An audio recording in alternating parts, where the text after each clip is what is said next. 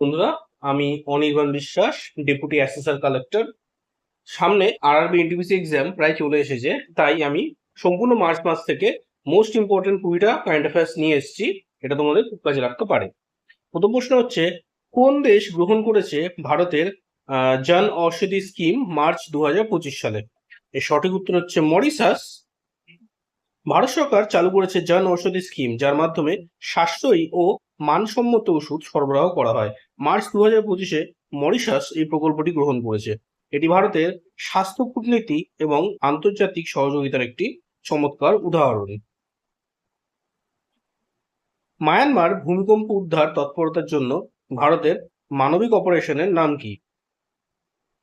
বন্ধুরা, অপারেশন মৈত্রী এই অভিযান হলো ভারতের ত্রাণ ও উদ্ধার অভিযানের নাম, যা মায়ানমারে ভূমিকম্পের পরে চালু হয়েছিল। এটি ভারতের দুর্যোগ মোকাবিলা সক্ষমতা ও প্রতিবেশী দেশগুলির প্রতি সহায়তার ইঙ্গিত দেয়, যা আন্তর্জাতিক সম্পর্ক ও প্রতিরক্ষার জন্য গুরুত্বপূর্ণ। কোন ভারতীয় রাজ্য মার্চ 2025-এ আইনসভার সেশন সাইন ভাষায় সম্প্রচার শুরু করেছে? বন্ধুরা, পাঞ্জাব রাজ্য প্রথম যারা আইনসভা সেশনের সাইন ভাষায় সম্প্রচার শুরু করেছে। এটি ইনক্লুসিভ গভর্নেন্সের একটি দৃষ্টান্ত, অর্থাৎ প্রতিবন্ধী বা শুনতে না পারা মানুষেরও সরকারি কার্যক্রম বোঝার সুযোগ সৃষ্টি করা। স্টার্ট আপ মহাকুম্ভ 2025 কোথায় অনুষ্ঠিত হবে? বন্ধুরা, এটা হবে স্টার্ট আপ মহাকুম্ভ হলো একটি বৃহৎ স্টার্ট আপ সম্মেলন, যা ভারতের ডিজিটাল অর্থনীতি ও উদ্যোক্তা উন্নয়নের প্রতীক। 2025 সালে এটি ভারত মণ্ডপমে অনুষ্ঠিত হবে, যা দিল্লিতে আছে।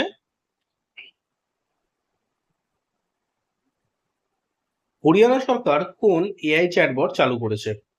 মিত্র হলো হরিয়ানা সরকারের এআই ভিত্তিক চ্যাটবট, যা জনগণকে সরকারি সার্ভিস দ্রুত ও সহজে দেয়। এটি ই গভর্নেন্স এবং ডিজিটালাইজেশনের একটি ভালো উদাহরণ। মার্চ 2025-এ কোন রাজ্য সরহুল ফেস্টিভ্যাল উদযাপন করেছে? বন্ধুরা, সরহুল হলো ঝাড়খণ্ডের প্রধান উপজাতি নববর্ষ উৎসব। এটি স্থানীয় সংস্কৃতি ও ঐতিহ্যের পরিচায়ক এবং জনজাতীয় বিষয়গুলোতে সচেতনতার জন্য গুরুত্বপূর্ণ। ভারতের ডিজিটাল ক্রপ সার্ভে এর উদ্দেশ্য কি? ডিজিটাল ক্রপ সার্ভে প্রকল্পটি কৃষি জমির আয়তন ও অবস্থা রিয়েল টাইমে ডিজিটালি জানা যায়, যা কৃষি পরিকল্পনা ও উৎপাদন বৃদ্ধিতে সাহায্য করে। তাই এর উত্তর হচ্ছে real time crop area mapping. Levels and Trends in child mortality এই রিপোর্ট কে প্রকাশ করেছে?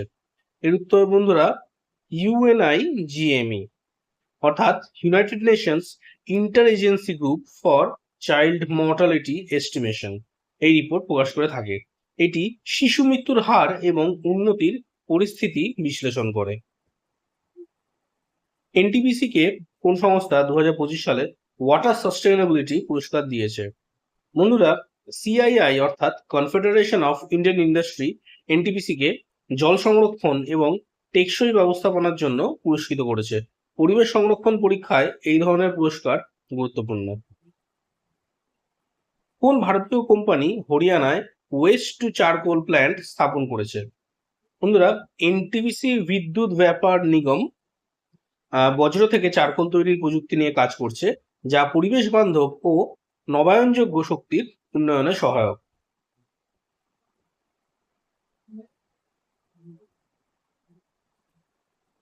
মার্চ 2025-এ কোন রাজ্য গ্রিন হাইড্রোজেন ফুয়েলিং স্টেশন বাস চালু করেছে?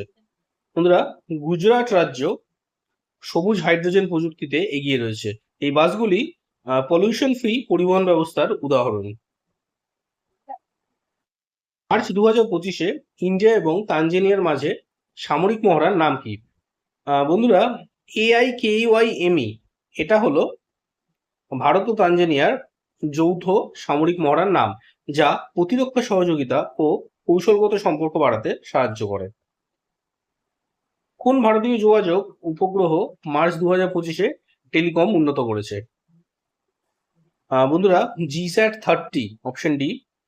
এটি হলো ইসরো কর্তৃক পরিচালিত উপগ্রহ যা দেশের টেলিকম সেবা উন্নত করেছে।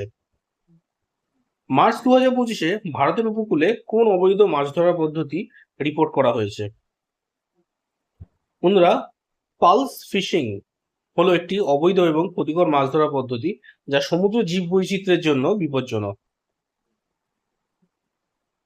ন্যাশনাল কনফারেন্স অন এনভায়রনমেন্ট 2025 এটা কোথায় অনুষ্ঠিত হয়?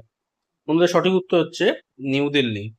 জাতীয় পরিবেশ সম্মেলন সাধারণত রাজধানীতে হয় এবং এটি পরিবেশ নীতি এবং টেকসই উন্নয়ন অর্থাৎ সাস্টেইনেবল ডেভেলপমেন্টের একটি আলোচনা কেন্দ্র। কোন শহরে নিউট্রিশন ফর গ্রোথ ইভেন্ট ও ইউনেস্কো রিপোর্ট প্রকাশিত হয়েছিল? বন্ধুরা, রোম শহরে নিউট্রিশন ফর গ্রোথ শীর্ষ সম্মেলন হয় যেখানে বিশ্ব স্বাস্থ্য ও পুষ্টি বিষয়ক রিপোর্ট প্রকাশিত হয়। মার্চ 2025-এ মায়ানমার ও থাইল্যান্ডে কোন প্রাকৃতিক দুর্যোগ ঘটেছিল? মার্চ মাসে এই দুটি দেশে শক্তিশালী ভূমিকম্প আঘাত হানে যা জনজীবন এবং অর্থনীতিতে বড় ক্ষতি করে। Option C, earthquake. ভারতের ইকুয়ালাইজেশন লেভি প্রথম চালু হয়েছিল কোন বছরে? ইকুয়ালাইজেশন লেভি হলো ডিজিটাল পরিষেবা কর যা বিদেশি ডিজিটাল কোম্পানিগুলোর উপর ভারত আরোপ করে। Option B, 2016। মার্চ 2025-এ মায়ানমার ভূমিকম্পের ক্ষতির কারণ কি ছিল? সয়েল লিকুইফিকেশন এটা সঠিক উত্তর। এটা হলো একটি ভূপ্রকৃতির প্রক্রিয়া যেখানে মাটি তরলের মতো আচরণ করে এবং নিচের যে স্থাপনা সেটা ভেঙে যায়। মার্চ 2025-এ NAMIS অস্ত্র ব্যবহার চুক্তি কারা সাইন করেছে? বন্ধুরা, DRDO অর্থাৎ defence research and development organisation এই চুক্তি করেছে যা দেশের প্রতিরক্ষা প্রযুক্তি উন্নয়নে গুরুত্বপূর্ণ। ভিডিওটি ভালো লেগে থাকলে চ্যানেলটি সাবস্ক্রাইব করুন বন্ধুরা, এবং ডিসক্রিপশনে দেওয়া লিঙ্কে ক্লিক করে আমাদের হোয়াটসঅ্যাপ গ্রুপে জয়েন করে যান যাতে আপনি এই ধরনের এডুকেশনাল ভিডিওস রেগুলারলি পেতে পারেন। Learn from an officer, become an officer. Thank you.